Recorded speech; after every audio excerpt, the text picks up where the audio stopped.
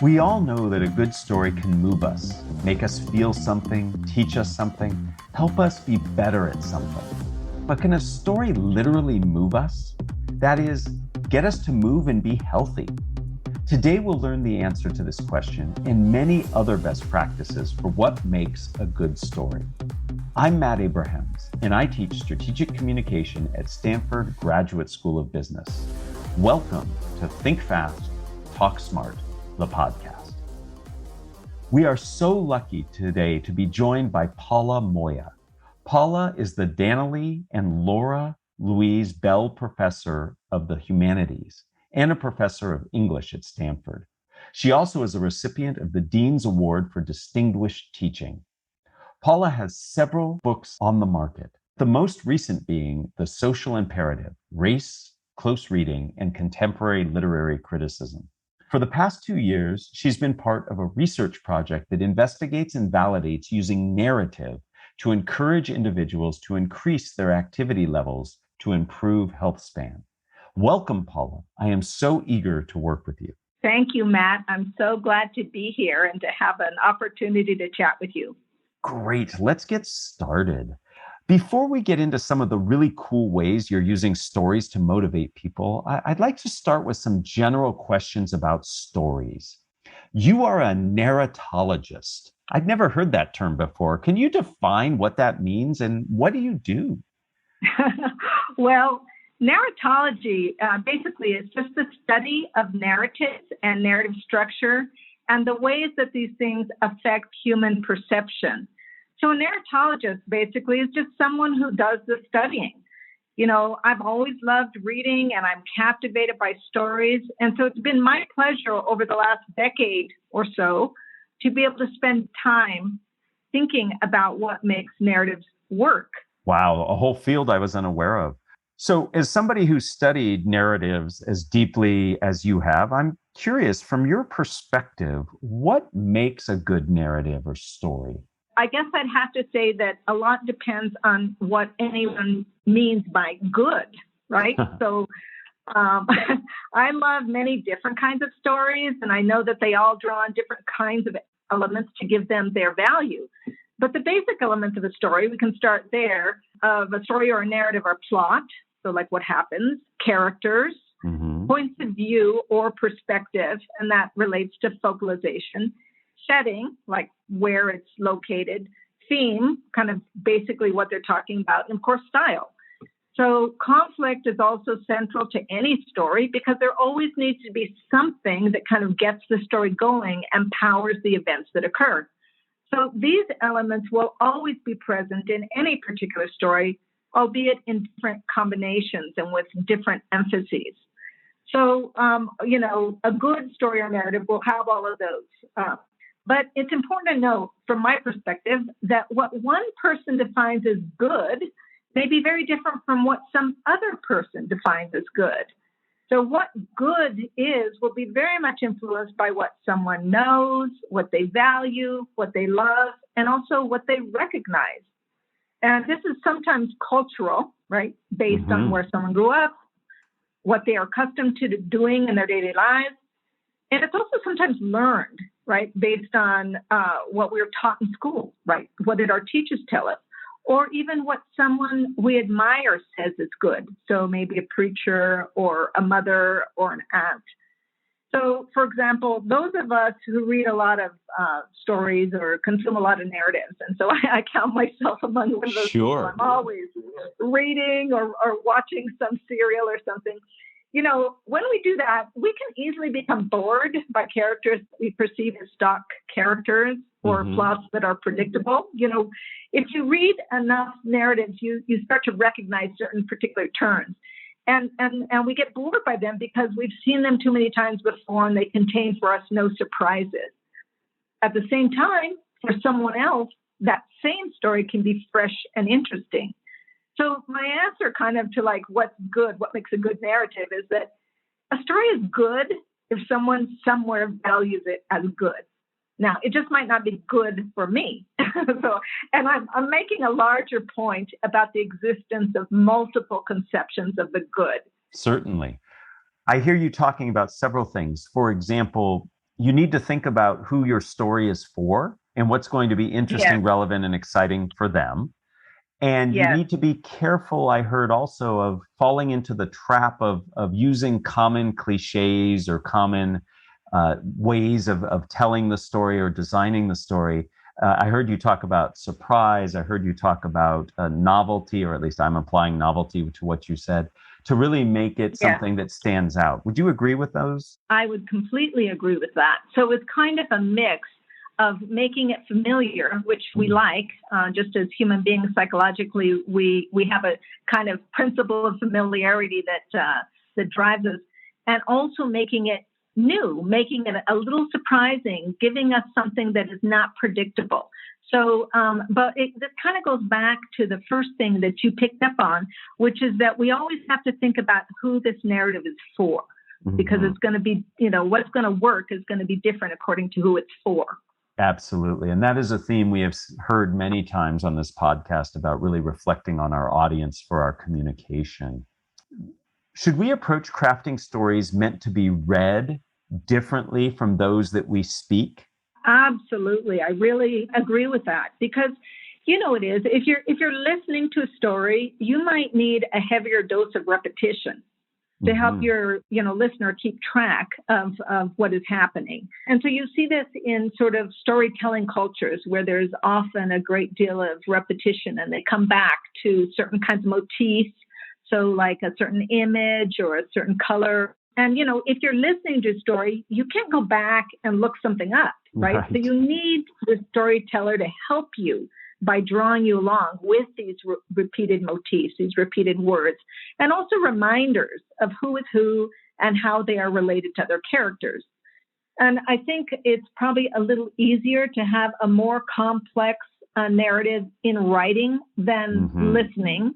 I really want to emphasize this point. In the work that I do, there's a really big challenge that people have. They write as if they're writing their content to be read, and then they speak it, and it just sounds different. It doesn't connect in the same way.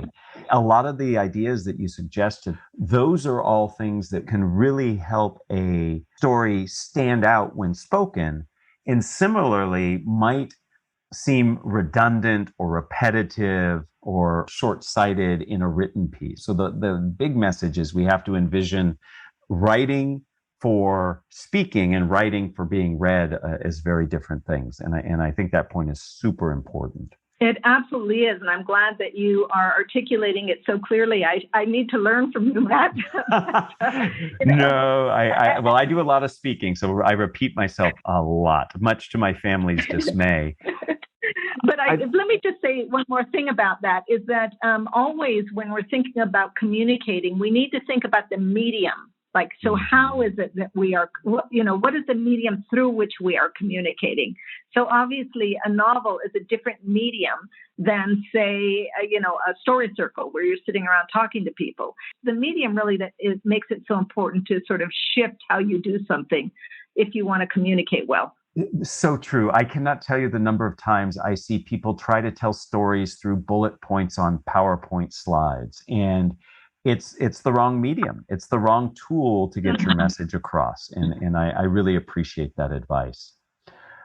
I'd like to turn to your research. Your research and writings focus on race and culture. Do you have any guidance on how we can be more inclusive of diversity in the stories we choose to tell, and how we actually craft those stories?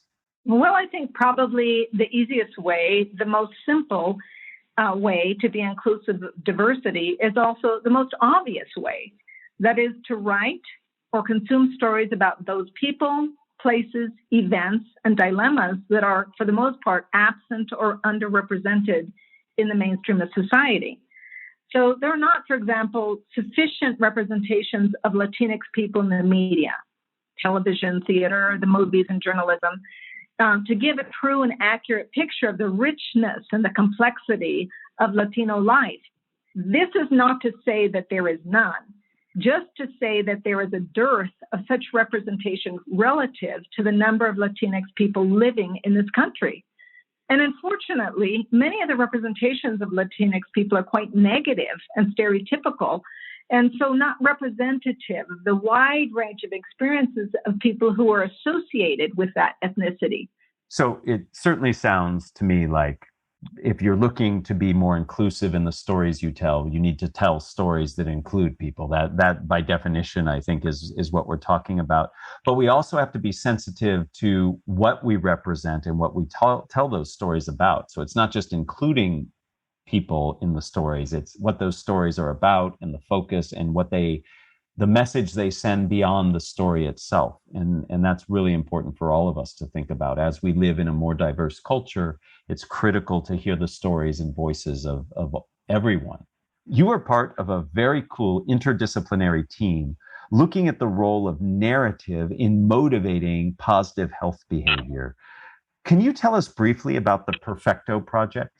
So the Perfecto Project is actually an extension of a larger project involving a very large interdisciplinary team at Stanford University that has been researching the effectiveness in motivating mobility of narrative-based feedback that is delivered on the ambient screen of an Android smartphone. So basically, that just means it's a mobility app that helps take the user through a narrative. And as the user exercises or walks or does some kind of physical activity, the story moves along. So they help power the story in that sense. It sounds to me like it's a fitness tracker, the data from which actually moves you through a story, and that story serves to help motivate even more movement. Is that right?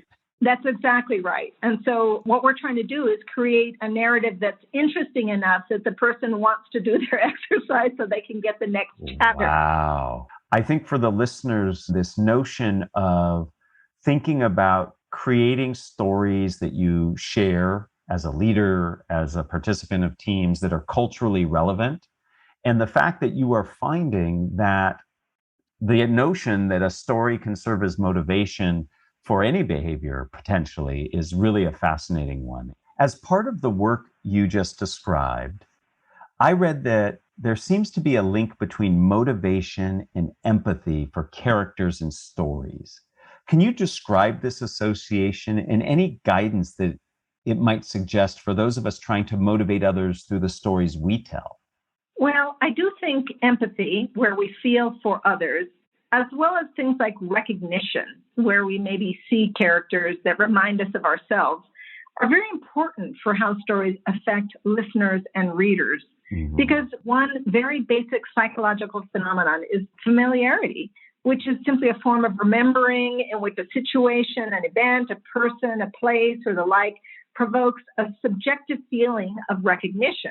So it's like, yes, I've been at that tamale making party. I've been at that birthday party where, where we break a piñata. So it doesn't have to be perfect, but it brings something of ourselves to us.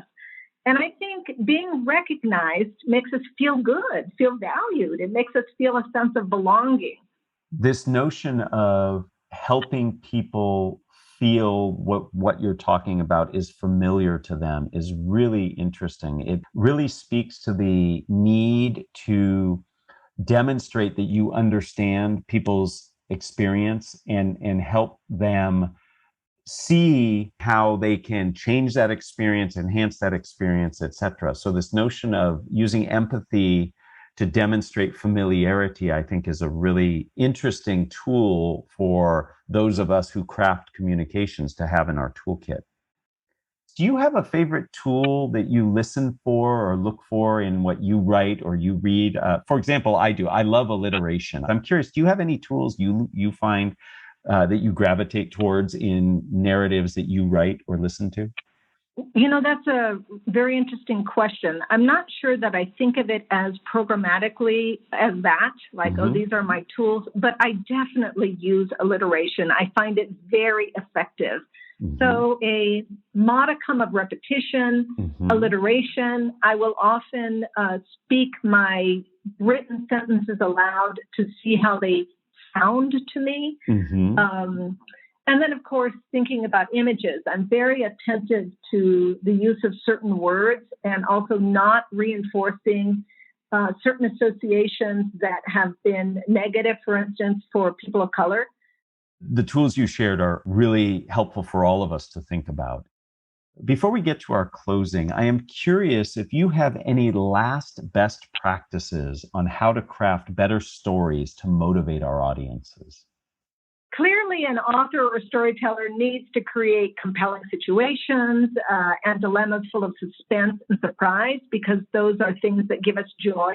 They also need to create characters in whom we are interested, whether it be because the characters, we see ourselves in them, or because we care about them or feel empathy for them, or because they operate in a field of action that in some way intrigues us, maybe even scares us.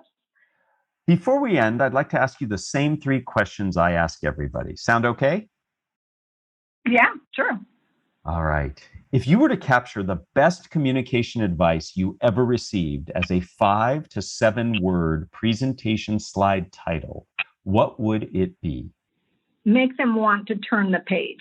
Ooh, I really like that. It is an 8-word sentence, I think. But, if you're reading a novel, you want to know, either because the character or the situation or whatever, you want to know what's going to happen. Absolutely. It's building suspense and intrigue, and that's important in all communication. Let me ask you question number 2. Who is a communicator that you admire and why? I would say that Margaret Atwood is an amazing communicator. Mm-hmm. She is an amazing novelist. I eagerly seek out anything she writes. She is a beautiful user of language. She could make me envision the world that she was putting together. And she also was not afraid to make difficult characters who are real in the sense that people like them exist out there in the world. Our final question. What are the first 3 ingredients that go into a successful communication recipe? I'd say sense, that the story has to make sense. Humor, and then finally suspense. And that comes from making them want to turn the page. I like this notion of it. It just has to make sense, right? A lot of us don't take a simple criterion like that.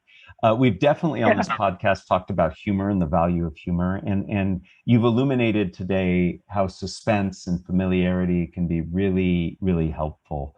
Paula, thank you so much for joining us today and sharing the story of your work and how to make our stories work better. We're taking away so many important insights that can really strengthen our narratives and help us motivate people in the direction that we want.